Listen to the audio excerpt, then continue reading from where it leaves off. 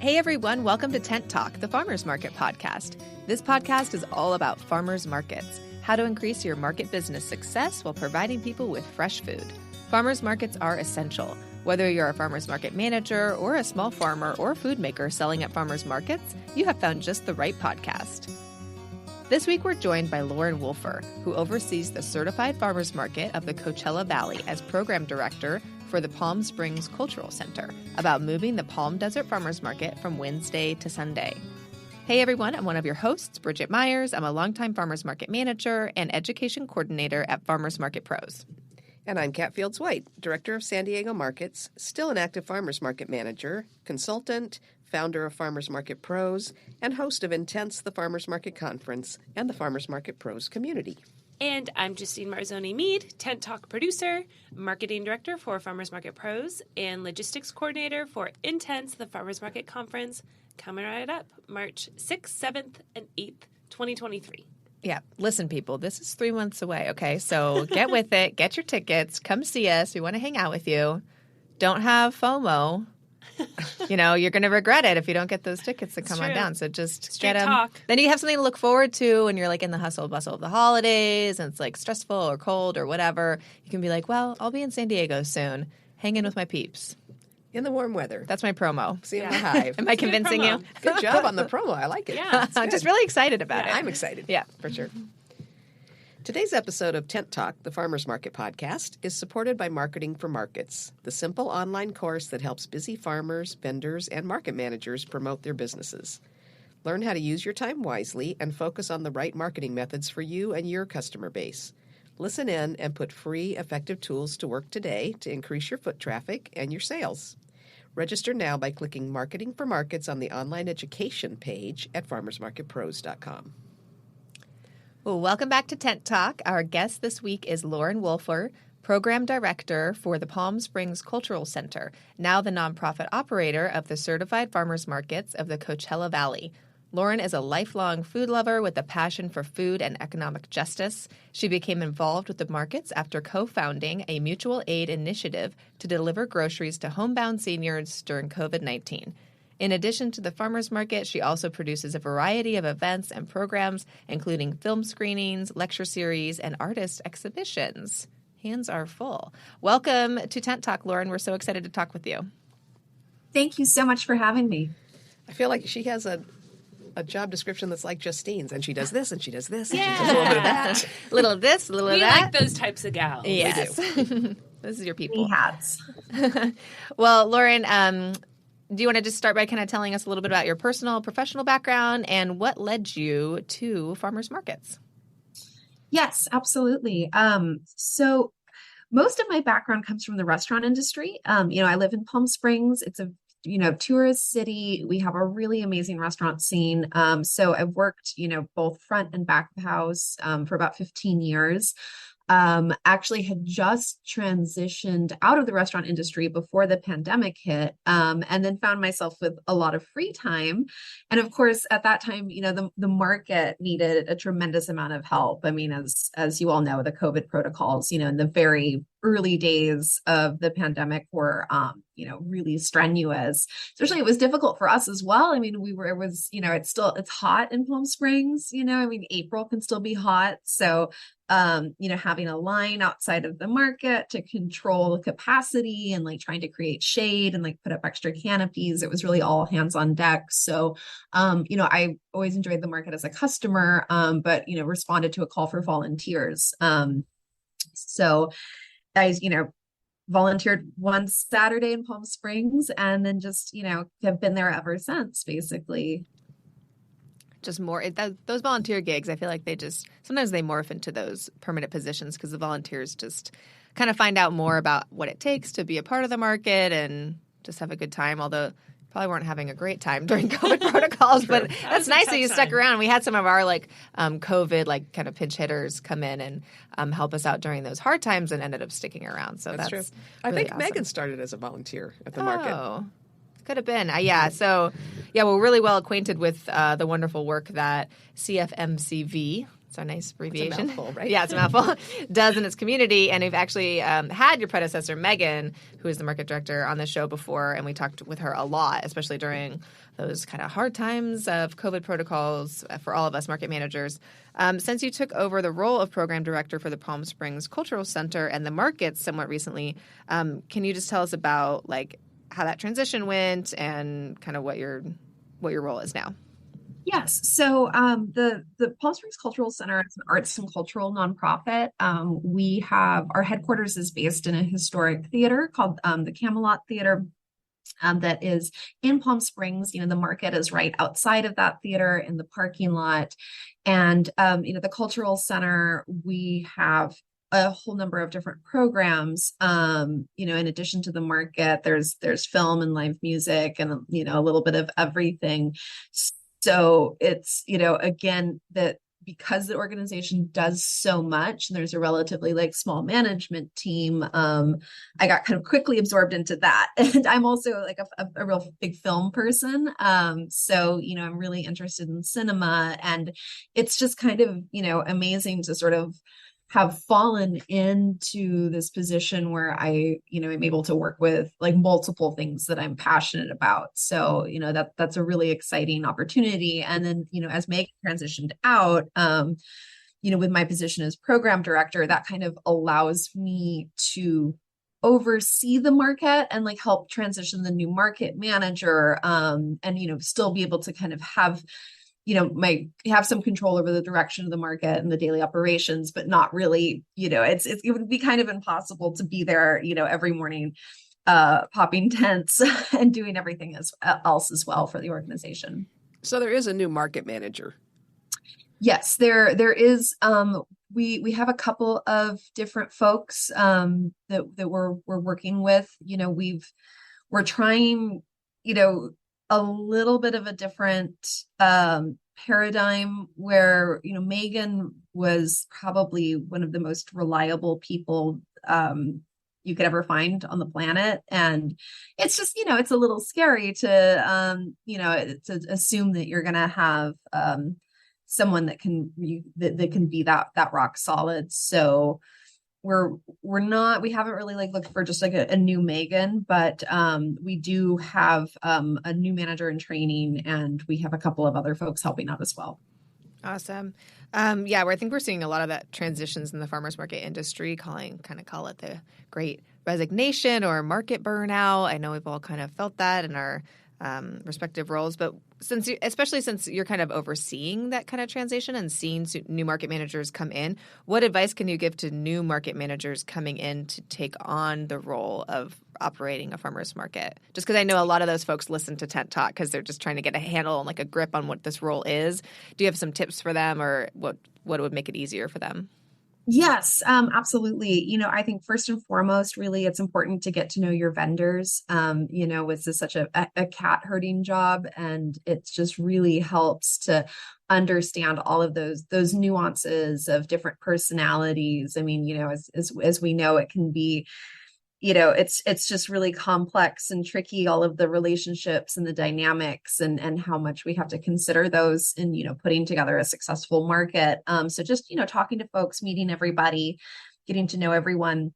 And then the other thing, coming from the restaurant industry, there's times where, you're in the weeds and you just get so swamped and, many things are going wrong all at once. And the most important thing in that situation is not to panic.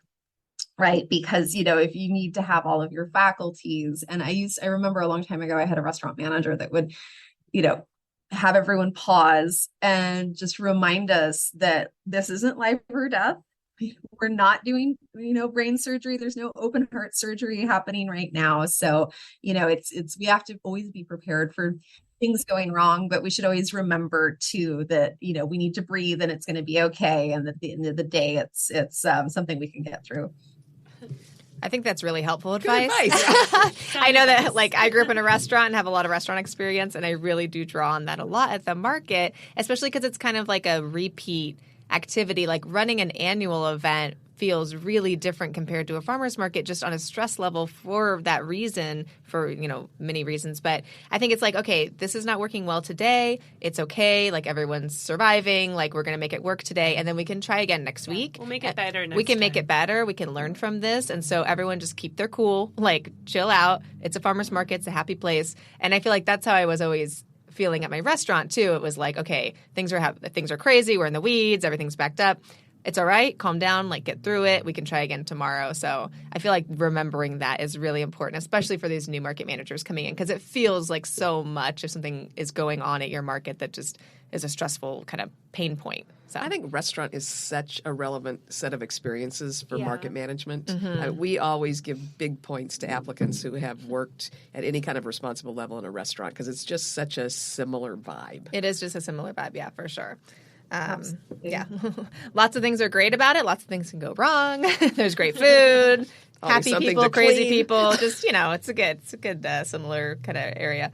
And then on the other side of that, and I know, obviously we all love Megan. What can longtime market managers who are moving on do to make it easier on the person coming into their role? I would say to try to give the transition process, as much time as possible. So, it's always like a tough decision, especially if you've been, with a market for a long time, to move along. But I think that once you've made that decision, it's like jump, get it out there, get that job description out there, start hiring, because it's really hard to find, not only first, it's really hard to find like the right people, right, that have the right skill set for this weird job, and then also the training is so much, just because there's so many different things behind the scenes work, and the paperwork, and the regulatory, and doing the social media, and the marketing, and the on-site. I mean, it's a lot. So I would just say try to plan as much time as you can for a smooth transition. I think that's really great advice. I think people think they can just train up their market manager in 2 weeks. And it's like, that's just impossible. And I look at market managers that we've had come in. Our current head market manager, Alicia, right now, her onboarding process was so long and it was really involved. And Kat and I were both really involved and took our time to kind of go through every single thing with her. And she is amazing and she's doing such a great job. And I think it'll make for a better market manager in the end if you can kind of make that onboarding process longer. So if you're a market manager on the way out, I just urge you to kind of keep that in mind. Bring them on and have them work with you for as long as possible. Make that transition a lot easier. Yeah. Absolutely. So we want to hear a little bit more about the nitty-gritty of your organization's market. So how many markets does CFMCV operate? Do you use that acronym, or do you just spit out that whole long title every time? We use it. We don't, it doesn't really come up that much that we're saying it. So, it is a mouthful. So we have two markets right now. We have our Palm Springs market that was founded in 2008, and that is Saturdays. From 8 to 1, that's year round. And then Plum Desert is on Sundays. And we just recently moved to Sundays. It was historically on Wednesdays since 2009. And that's, now Sundays and same hours, 8 to 1. Great. And those are both year round, correct? Well, Palm Desert is actually seasonal. So it's October through the end of April. We are constantly looking for a place to move indoors in the summer. The summertime in the desert, it's just too hot for produce or people. But it's hard to find a space where, we're lucky in Palm Springs. We have use of the Palm Springs Pavilion, which is like a city-owned facility. And, it's large, it's air-conditioned, and we get it rent-free for the in-kind sponsorship. And in Palm Desert, we're just, still trying to find a space where we could be year-round. So right now we're seasonal. Gotcha. And how many vendors do you have at each of those markets typically? And are they a lot of the same vendors? They're not all the same. There is some overlap, and it really kind of varies, so with Palm Desert, it really feels almost like this is a new market, really, because of the day change.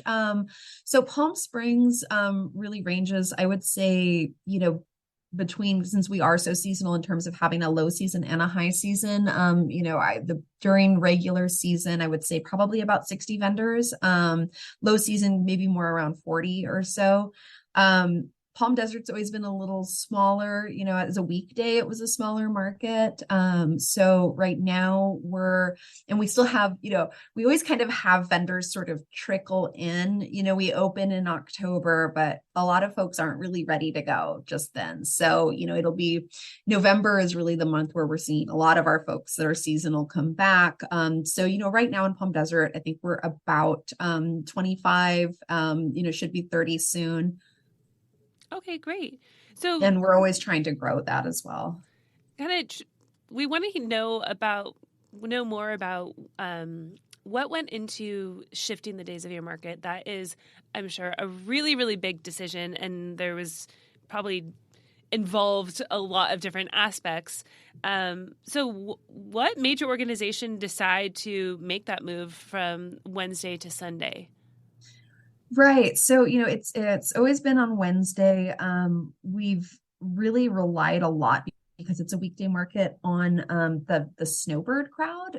There are so many seasonal residents in this valley, particularly in Palm Desert, and we especially have a lot of folks from Canada. And so that market was really impacted by the pandemic. We lost a lot of our Canadian part-timers because of their restrictions. So, it was just really a challenge. And we had an opportunity then for Sunday. I mean, the Palm Desert has been asking us for a weekend market for such a long time, and we finally kind of had that capacity open up. So, it felt like a good move, right? We've been saying no for so long that we finally were able to say yes. So it's exciting. Yeah, we're happy. What's really great about this is that it gives us the opportunity to really do more with families, because that weekday market was just difficult, right? And so now, we're planning some really fun like kids art workshops. We have an artist center right next door, and they're going to be doing these hands-on art workshops every week at the market. And we're just, trying to create all kinds of partnerships to really make it a destination for families in the area. How far apart are Palm Springs and Palm Desert? About 10 miles. Oh, so pretty close. So do you see a lot of overlap in shoppers? Not really, so they're pretty close, but it's kind of funny in the Coachella Valley. People really stay in their little pockets. Palm Springs folks won't really venture east, and like vice versa. So you will occasionally see, we have kind of some of our really like hardcore regulars that, will come to the different markets. But generally they do tend to be different groups. Interesting. Huh. So what has the response been to the day change? I'm sure your shoppers are happy, but what was it like for the vendors? So the shoppers are definitely happy. People in the city of Palm Desert are very excited. The vendors don't really like change ever. Just yours. Just your vendors. Our vendors love change. Our vendors love change. False. Yeah. So, it's, a lot like most of them are troopers, and, it has been, truthfully, like just a challenge for them though, in making it work, because, it is tricky on Sunday because there are competing events. That's the big day for farmers markets. So, this is at the same time where a lot of them are having a hard time finding staffing. So, we do have quite a few of our vendors in Palm Springs that, really want to participate in the Palm Desert market, but, are just working on bringing on that extra staff to, add it to their schedule.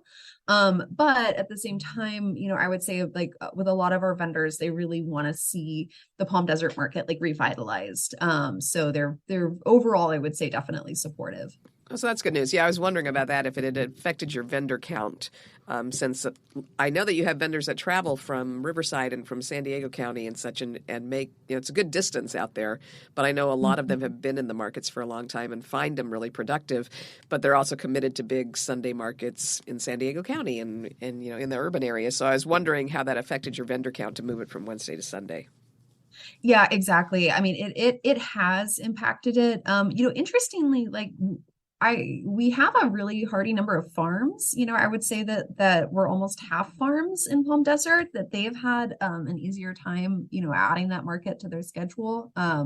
We've been able to bring on a couple of new farms, which is great, but a lot of our artisan food vendors, have had trouble with it. And so we did see our vendor count go down. I mean, that's probably by far our biggest challenge right now is vendor recruitment and in Palm Desert. Yeah, that's a challenge for everybody right now, I think, too. But especially with changing to Sunday, you do have a lot of competition there. It's great, though, that you have such a large percentage of farmers. I mean, that's terrific. Did it impact your own staffing? Did you have to change up staff? Did you just shift Wednesday staff to Sunday? And did you get any pushback on that? No, not really. I mean, since everything's kind of new, it's actually sort of working out. So, we do have, so our new market manager, Carrie, this has kind of worked out really well for her because we can actually sort of structure a week where she can get 2 days off in a row, which, is pretty nice. So yeah, I think, it's helpful. We have a new market associate, Ashlyn, like it's kind of great to make changes when everybody's new, right? So that actually hasn't really been an issue at all. That's great. Any impact on your permits? Was it tough did you have to switch to a new permit for your Sunday market?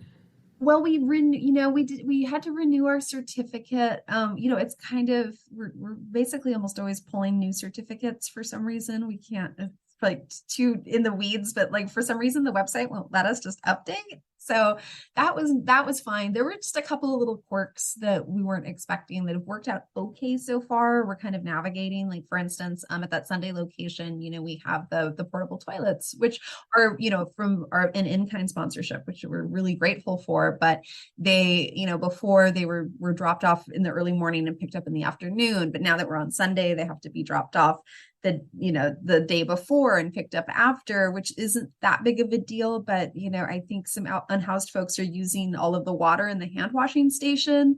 So, which is, I mean, that's really not the end of the world. I mean, we're just figuring out our workarounds, but just little things like that, but really, all of our partners and, have been helpful and supportive. I mean, we thought we would have to pay more for the barricades, because we have to block off part of the street to traffic.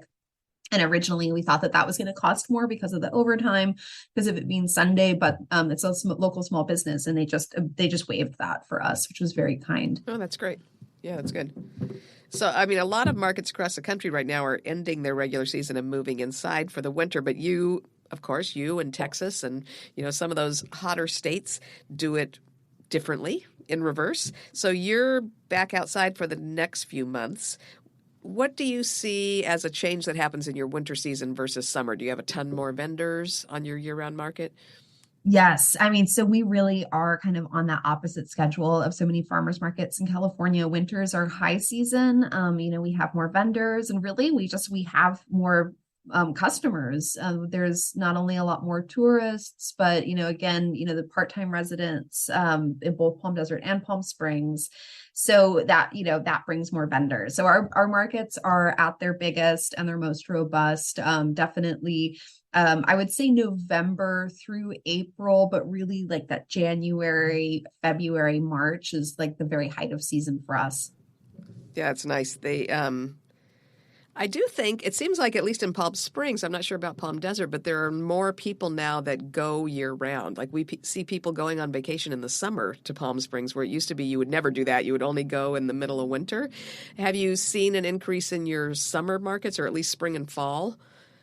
Yes, definitely. So I'm from here. I grew up in this area, and it really has changed. I mean, it still slows down in the summer, but I'm kind of like, I kind of get cranky about sort of like how year round it's becoming, because it used to be like, okay, well, it's hot, but you get the town to yourself, right? You can, walk into any restaurant, you can park anywhere, and it's not really that way anymore. So yeah, we definitely have a lot more year-round folks. And then we do get tourists. We've had a lot more European tourists in the summer, which is interesting. A lot of folks that will actually come for the heat specifically. which is baffling to me, but whatever floats your boat. That's a I pass. have heard that from the That's a Europeans. pass. They love that, really intense desert thing. It's very dry. And I wonder, Yeah. are you seeing a big increase in heat, or have the rest of us just caught up with you? Like, you're not that crazy hot anymore because everybody else is getting so hot with climate change and things.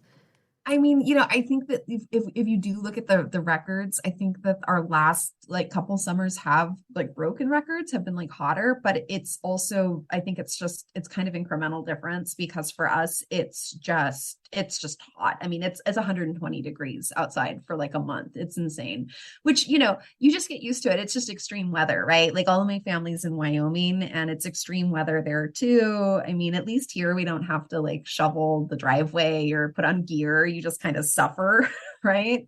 But our summer market does pretty decently. We're really lucky to have a lot of customers that truly shop us like a grocery store and come every week. So, those core folks that live here year round and just come and do their shopping, they really help sustain that summer market when we lose a lot of tourists. Yeah, that's great. And I think places that have traditionally been hot, the advantage that you have is that you have infrastructure to deal with that. So, the reason it gets so dangerous when a European country or, somebody in a really temperate city, when those heat spikes start coming, they're not ready. There's no air conditioning and there's, the stores aren't air conditioned and there's no transportation that's air conditioned. Whereas I spent a lot of time in Phoenix before I ended up in San Diego, and you learn how to cope with that.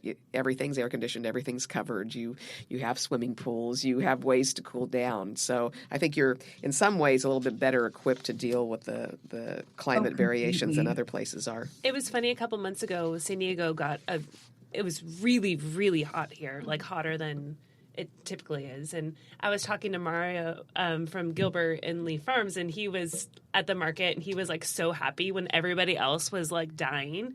And I was like, how are you so happy right now? He was like, this is like the most beautiful day, because on the farm where he is so much hotter. Yeah, they're very a inland. little bit inland, and they're really hot up there. Yeah, The farmers love coming to the markets, even when it's hot days, because we're so far west. They're like, oh, a cool breeze, and we're dying because it's 91 degrees. So, does your summer market get trickier because you go inside? Do you have to kind of compete for that indoor space with your cinema side or with other special events? No, it's actually in a separate building that's just kind of down the road. So it's nice. The summer market is so easy. There's no canopies, there's just like the setup, like the Parks and Rec department runs it, and they'll set up some tables for us. It's nice. what a dream. I love that, right? It's a nice balance to the extreme heat outside, but it's like very nice market inside. Yeah. Low work. What's next for you and the certified farmers markets of Coachella Valley? Watch me get all those words out. Yeah, That was impressive. What's coming up next? So we are working on a few different things. We are trying. We're in the middle of looking for funding to create a new matching program. We're really proud participants in Market Match, and we have offered similar cash matching programs for WIC and SSDI. And also, we had a special grant for a 10 for 10 match for COVID-related unemployment during the pandemic. And, we've done these things separately, and we're in the middle of a funding gap there, but we are using that opportunity to kind of rebrand that under an umbrella of our own Fresh Match program. So, that would include WIC, and we want to offer that to Medi-Cal patients as well. A 10 for 10 cash match that could be combined with Market Match, so folks can really maximize their nutrition incentive dollars at our markets. And then, the way we've designed this program, it also gives us the flexibility to find funding to do things like just fresh produce vouchers that we can just give people for free that don't even have a matching component. I mean, we've worked with a lot of our local food pantries, with donations from farms and that kind of thing. And one thing we've heard a lot is with some of these smaller pantries that don't have any cold storage is that they just really can't have any fresh fruit or produce, which is, hard for folks nutritionally when they're needing assistance and can't get that fresh produce. So, we would the idea is that we would be able to like give people vouchers that they can come to the market and use that to buy that produce directly from our farmers. So we're in the middle of funding that. We're also, that would include kind of a transition to paper currency, which is something that's been a dream of mine for a while. Are you using tokens now? Wooden tokens. Yeah. Yes. Big believer in scrip. That paper's so much easier to lug around than the tokens. Yeah, so those are kind of like the biggest projects right now on the horizon. I mean, we have a million things that we want to do on the back burner. I think, the back burner gets so big, we're kind of need a bigger stove at this point. but hopefully as soon as, some things kind of come to fruition, we can keep working and building. That's great. How are you working to fund the new matching programs, nutrition incentive stuff? Are you doing grant applications, or are you looking for private sponsors? So we have several grant applications out, and we're trying to find private sponsors. We were really lucky. We've been able to keep our market match maximum at 15 through just one single private donation. And that's kind of something that we would love to be able to continue on going forward, is just to always have a 15 for $15 match. So we are just out there hunting for dollars. Yeah. We know that feeling. Yep. We actually have some good folks coming to the conference in March that have done truly amazing things in terms of funding for nutrition match programs. So we've got a couple of good presentations from managers from different parts of the country that are going to talk about that. We're looking forward to that. It's always a challenge, but it's so important. Yeah. And the idea of giving scrip of some kind or vouchers of some kind to folks that are using the food pantries and things is just so smart, because it gives them a chance to increase nutritional elements of their diet, but it also teaches them the habit of shopping for groceries at farmers markets. So maybe a lot of those folks are only temporarily disadvantaged, and when they get into a better financial situation, they'll still have that habit of shopping at farmers markets when they've outgrown the need for the vouchers. So we think it's a brilliant way to help people and also help your market. Thanks. Yeah, it's nice to give people, it can be so hard, to find yourself in a position where you need help. And I think it's important to do everything in our power to preserve as much dignity for folks as possible. So, that people can get that kind of assistance in a way that's just private and dignified and lovely, because they're at our beautiful farmers market, is really a dream. Yeah, absolutely. Yeah. Lauren, anything we should have asked you that we didn't ask you? Oh boy, I'll probably think of many, many things later in the day. But, I just wanted to thank you again for having me on. I am a huge fan of your podcast, and yes, is absolutely one of those new market managers that, is obsessively listening to all of your episodes. And it's just been a tremendous help. So thank you so much. We love to hear that. We love to hear that it's working. Thanks for telling us. Thank you so much for being with us today. Thank you. Bye, Lauren. Thank you. Thanks for listening to Tent Talk today. For more information and actionable tips on using the right tools to bring people to your tents, sign up today for our new online course, Marketing for Markets. Save time and get results today when you click the Marketing for Markets logo on the online education page at farmersmarketpros.com. Farmers markets are all about connection, and all of us, operators, farmers, and vendors, keep learning. Connect with people just like you from various parts of the country and share what's happening in your area in the terrific conversations over in our private Facebook group, the Farmers Market Pros Community. If you're actively involved in a farmers market, please find us there, answer the 3 qualifying questions, and join the group. You can also message us on Instagram at Farmers Market Pros or email us at connect@farmersmarketpros.com. If you're looking for further education, check out our online course offerings at farmersmarketpros.com.